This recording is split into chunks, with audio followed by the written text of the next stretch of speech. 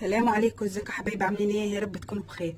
النهارده هعمل معاكم وصفه فراخ سهله سريعه للمستعجلين اللي بيبقى وراهم شغل، وراهم مش اي حاجه، عايزه راجعه من بره وعايزه تعملي حاجه سريعه جدا. طبعا معايا هنا حوالي نص كيلو بصل، فرمته في الكبه وحطيت عليه قطايه. ممكن تعمليها ببصل بس وبتبقى حلوه جدا.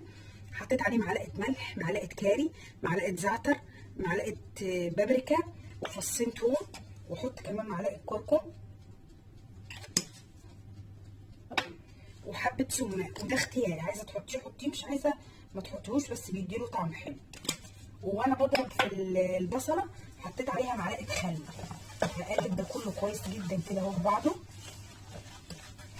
عندك قرن فلفل حامي عايزه تحطيه عليها حطي.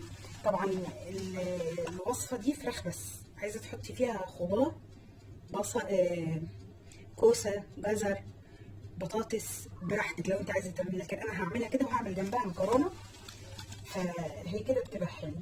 طبعا معايا هنا كيلو جناحه ومعايا فرخه، يعني انا هعمل الاتنين عشان اكلي يقضي يومين.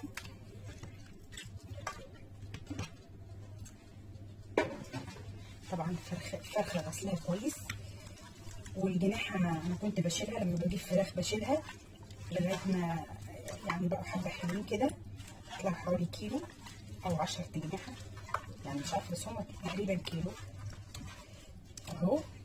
هقلب كله ده ويستحسن لو انت مش مستعجله تسيبيها في التتبيله دي كده ساعتين 3، وبعد كده تغطيها بورق فويل وتحطيها على النار.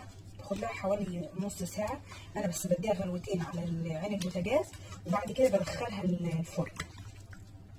بتستوي في الفرن وبيبقى طعمها حلو قوي قوي قوي، جنب حبه مكرونه، حبه شعريه برز، وطبق ملوخيه، اي حاجه. بس انا بجيب لك اسهل الطرق يعني اهو. تحاولي تفتحي فيها كده وتدخلي. انا بقطع الفراخ حتت صغيره، ما بسيبهاش كبيره، واللي عايز حته اتنين ياخد، يعني مش شرط، بس عشان تستوي كويس وعشان تشرب من التتبيله. لكن لما بتبقى حتت كبيره ما بتشربش من التتبيله كويس. مش هحط زيت، مش هحط سمنه ولا اي حاجه. يبقى البصل والتوابل بتاعتي، اي توابل انت عايزه تحطيها فيها حطيها، اللي متوفر عندك حطيه، اللي مش متوفر براحتك. وفيها كمان توابل فراخ، نسيت اقول لكم عليها، فيها معلقه توابل فراخ.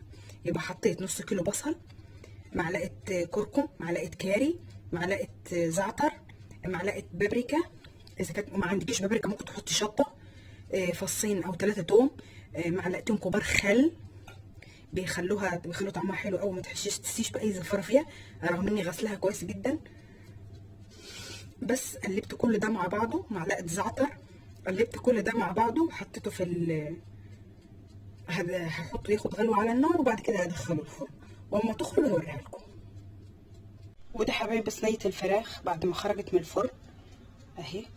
بصوا الصوص اللي فيها، رغم اني ما حطيتش، هي سخنه بس انا ما حطيتش ولا سمنه ولا ميه، اقسم بالله ما حطيت فيها ولا اي حاجه غير البصل اللي انا وريته لكم والتوابل، وحطيت الفراخ. لكن بصوا الصوص فيها قد ايه، يعني بصوا استوت، يعني سخنه بس مولعه. اتمنى تجربوها، طعمها جميل جدا. حاجه ريحه الثوم فيها عامله شو، فيها صوص، لو انت عايزه تحطيه على الرز بيبقى طعمه جميل اهو. اتمنى يا رب تجربوها وتعجبكم. طبعا عايزاها تحمر اكتر من كده. ريحه البصل عامله لها ريحه حلوه، البصل والثوم مع بعض مدينها نكهه جميله جدا. اتمنى يا رب تجربوها، واسيبكم في رعايه الله، والسلام عليكم. اكله سريعه سهله بسيطه للمستعجلين. سلام.